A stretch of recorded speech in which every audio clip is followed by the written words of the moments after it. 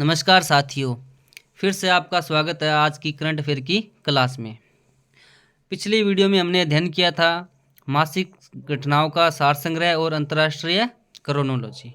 आज हम बात करते हैं राष्ट्रीय परिदृश्य के बारे में। सबसे पहले हम इसके महत्वपूर्ण जो बिंदु हैं उनके बारे में हम अध्ययन करते हैं। पहला है आपराधिक कानूनों से जुड़े 3 विधेयकों को राष्ट्रपति की मंजूरी। फ्रांस के राष्ट्रपति इमैनुअल मैक्रों होंगे 75वें गणतंत्र दिवस समारोह के मुख्य अतिथि।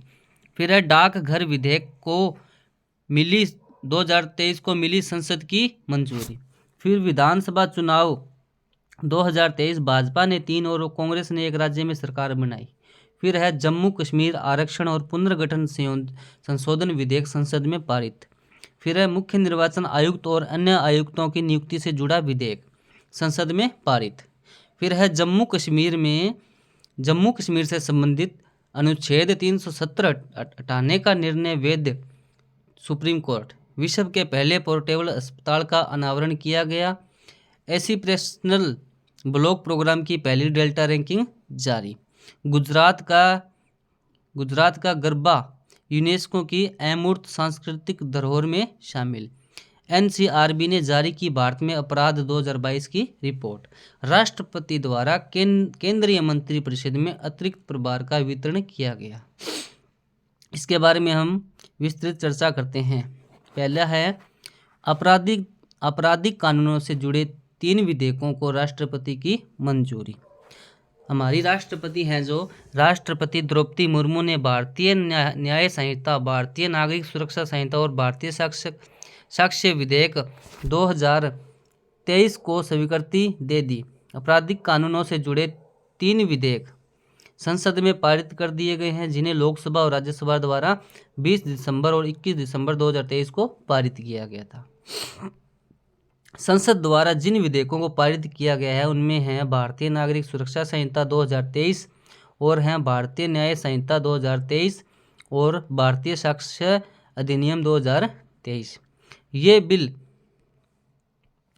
बिल भारतीय दंड संहिता, CrPC code of criminal procedure और इंडियन एविडेंस एक्ट की जगह ले लेंगे। फिर है पारित विधेयकों के महत्वपूर्ण तथ्य।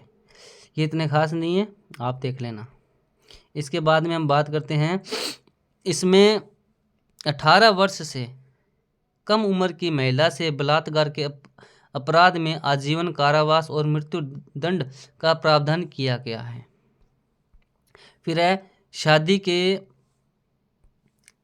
के नाम पर गुमराह करने या पहचान छिपाकर शादी करने पर 10 साल तक की सजा होगी।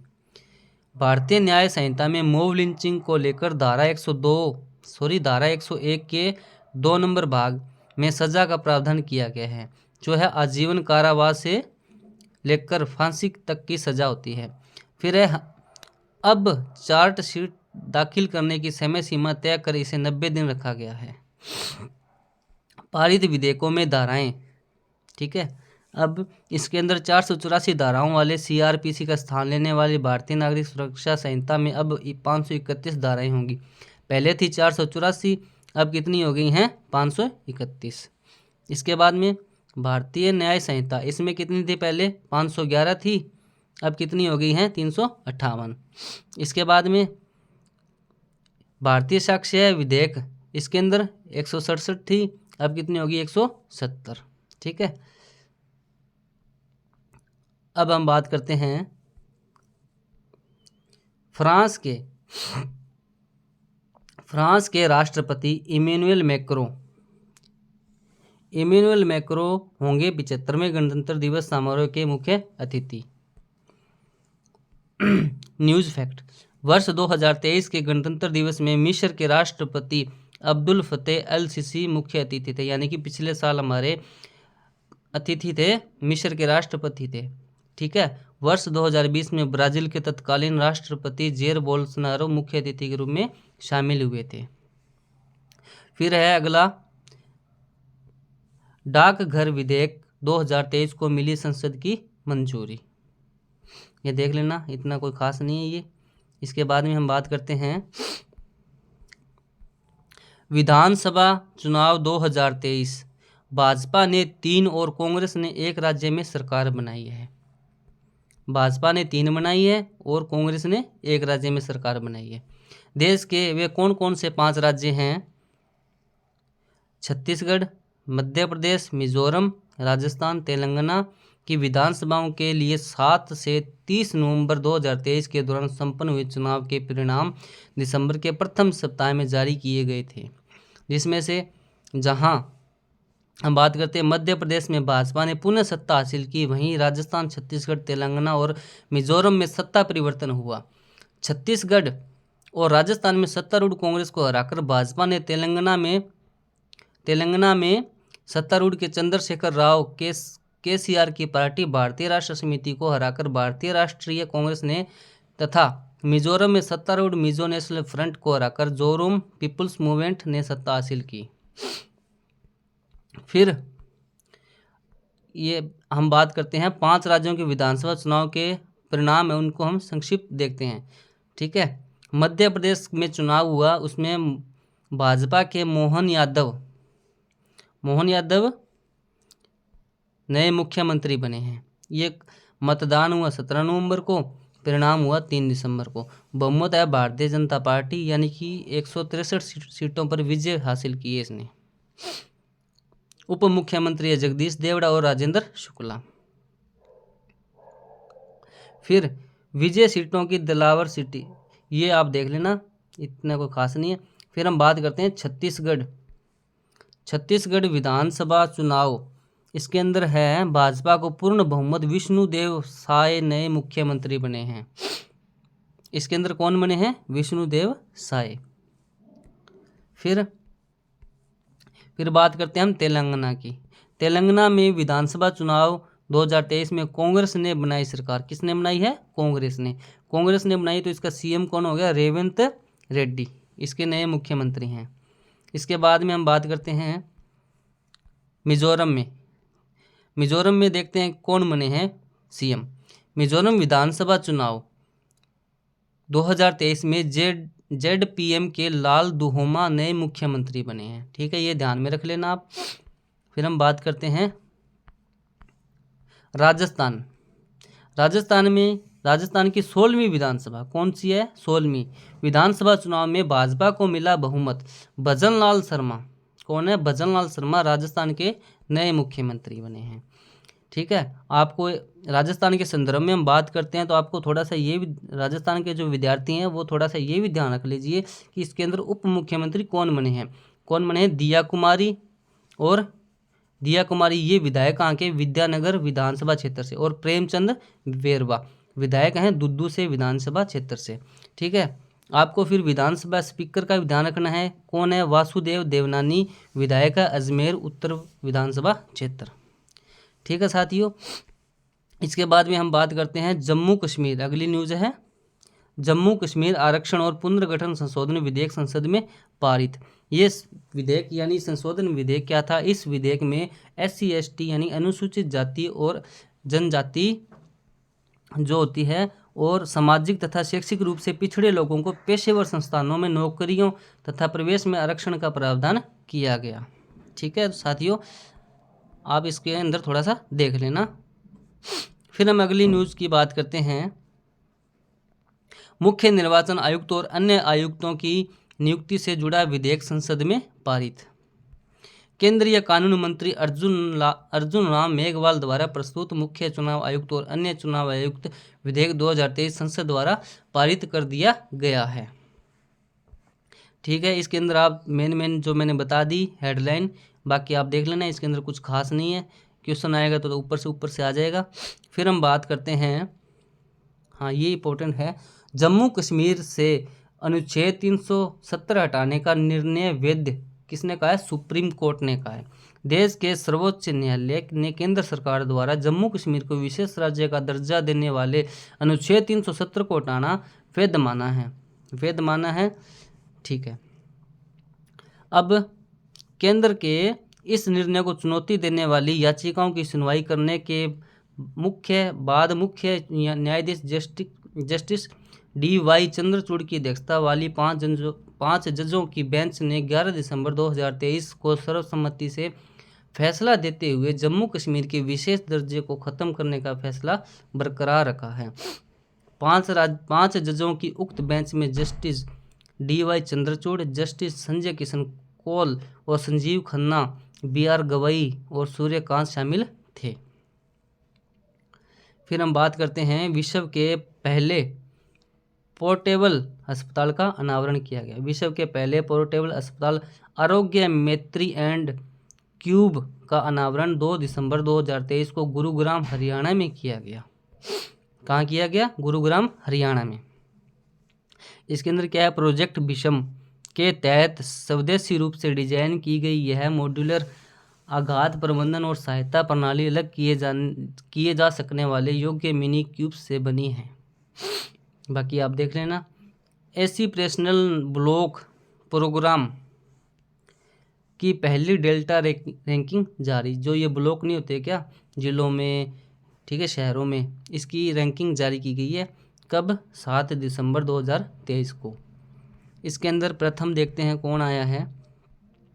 यानी कि ये कह रहा है कि 329 से अधिक आकांक्षी जिलों और 500 आकांक्षी ब्लॉकों की भागीदारी रही है इस ब्लॉक डेल्टा रैंकिंग में। 329 से अधिक और 500 ब्लॉकों की भागीदारी रही है। इसके अंदर तेलंगाना के आसिफाबाद के तिरियानी कुमुरुम भीम ब्लॉक को पहला स्थान मिला है। इस रैंकिंग में दूसरा स्थान उत्तर प्रदेश के कौशाम्बी ब्लॉक को मिला है। ठीक है, बाकी ये थोड़ी जोनवार रैंकिंग है, ये आप देख लेना। गुजरात का गरबा यूनेस्को की अमूर्त सांस्कृतिक धरोहर में शामिल। ये गरबा को यूनेस्को की अमूर्त सांस्कृतिक धरोहर में शामिल किया गया है। इसके बाद में NCRB ने जारी की भारत में अपराध 2022 की रिपोर्ट। NCRB ने जारी की भारत में अपराध 2022 की रिपोर्ट।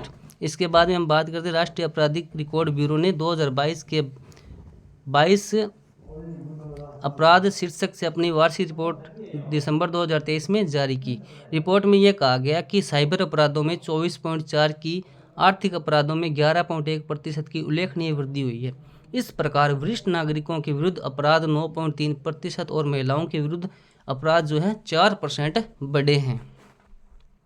ठीक है, बाकी ये थोड़ी बहुत रिपोर्ट्स हैं, आप देख लेना, इतनी इंपॉर्टेंस नहीं है ये। हाँ, ये चीज़ देखना, महिलाओं के विरुद्ध अपराध के मामले में उत्तर प्रदेश में सर्वाधिक होते हैं, उसके बाद महाराष्ट्र में और राजस्थान का भी स्थान है। राष्ट्रपति द्वारा केंद्रीय मंत्रिपरिषद में अतिरिक्त प्रभार का वितरण किया गया, ये आप देख लेना थोड़ा सा। अब नेशनल न्यूज़ इन शॉर्ट्स बात करते हैं। सववेद महामंदिर। प्रधानमंत्री नरेंद्र मोदी ने उमराह में विश्व के सबसे बड़े ध्यान केंद्र सववेद महामंदिर का उद्घाटन 18 दिसंबर 2023 को किया। राष्ट्रीय महत्व के स्मारक। ये संस्कृति, पर्यटन और पूर्वोत्तर क्षेत्र के विकास मंत्री जी किशन रेड्डी द्वारा 21 दिसंबर को राज्यसभा में दी गई जानकारी के अनुसार देश में 3697 प्राचीन स्मारक, पुरातात्विक स्थल और अवशेष राष्ट्रीय महत्व के घोषित किए गए हैं। झारखंड के स्थानीय निवासी विधेयक, ठीक है, ये आप देख लेना। बाराकूडा। भारत में इको फ्रेंडली मैरीटाइम ट्रांसपोर्टेशन को बढ़ावा देने के उद्देश्य से देश की सबसे तेज सोलर इलेक्ट्रिक बोट बाराकूडा लॉन्च की गई है। क्या सोलर इलेक्ट्रिक बोट है ये बाराकूडा, इसको क्या किया गया? लॉन्च किया गया है। ठीक है, नामकरण इसका, उक्त सोलर इलेक्ट्रिक बोट को यह नाम खारे पानी की डरावनी शिकारी मछली बाराकूडा के नाम पर दिया गया है। ठीक है साथियों, फिर बात करते हैं हम जेएन क्या है? कोविड-19 के ओमिक्रॉन वेरिएंट का सब वेरिएंट है जो विश्व भर में फैल रहा है। कोविड-19 का ओमिक्रॉन वेरिएंट का सब वेरिएंट है जो अभी वर्तमान में फैल रहा है। फिर हम बात करते हैं करंट अफेयर का मंथली रिव्यू वन लाइनर। प्रधानमंत्री नरेंद्र मोदी ने महाराष्ट्र के सिंधुदुर्ग स्थित राजकोट जिले में किस महापुरुष की प्रतिमा का अनावरण 4 दिसंबर 2023 को किया है? छत्रपति शिवाजी महाराज। फिर प्रधानमंत्री नरेंद्र मोदी ने नौसेना में रैंकों के नाम किस आधार पर बदले जाने की घोषणा नौसेना दिवस के अवसर पर 4 दिसंबर 2023 को की है? भारतीय संस्कृति के अनुसार। लोकसभा के भीतर सुरक्षा में भारी चूक की 13 दिसंबर 2023 की घटना के बाद गृह मंत्रालय ने संसद की सुरक्षा का जिम्मा किसे सौंपने का निर्णय लिया है? CISF को। रक्षा मंत्रालय और TCIL ने किस परियोजना के लिए 588 करोड़ के समझौते पर हस्ताक्षर किए हैं? ये किए हैं डिजिटल तटरक्षक परियोजना। भारत में ब्लैक टाइगर अर्थात मेलानिस्टिक बाघ की उपस्थिति किस टाइगर रिजर्व में दर्ज की गई है? उड़ीसा के सिमलीपाल टाइगर रिजर्व में। आम आदमी पार्टी ने राज्यसभा में पार्टी का नेता किसे नियुक्त किया गया है? राघव चड्ढा को। फिर आगे बात करते हैं खाद्य गाइड टेस्ट एटलस ने वर्ष 2023 के लिए भारत को स्वादिष्ट व्यंजनों के मामले में कौन सा स्थान दिया है? 11वां। केस के बदले सवाल के मामले में एथिक्स कमेटी की रिपोर्ट के बाद तृणमूल कांग्रेस की किस सांसद को 8 दिसंबर 2023 को लोकसभा से निष्कासित कर दिया गया है? महुआ मोहित्रा। बहुजन समाज पार्टी की प्रमुख मायावती ने किसे अपना उत्तराधिकारी घोषित किया है? ये किया है आकाश आनंद को। फिर किस राजवंश की टिल्ला दफन प्रणाली को 2023-24 यूनेस्को की विश्व धरोहर सूची में शामिल करने हेतु भारत के नामांकन के रूप में पेश किया है? अहोम राजवंश असम। डुओलिंगो द्वारा जारी वैश्विक भाषा रिपोर्ट के अनुसार सीखने और पढ़ने के लिए सबसे लोकप्रिय भाषा अंग्रेजी है। इस मामले में हिंदी का स्थान कौन सा है? 8वां। ठीक है दोस्तों, धन्यवाद। अगली क्लास में फिर से मिलते हैं।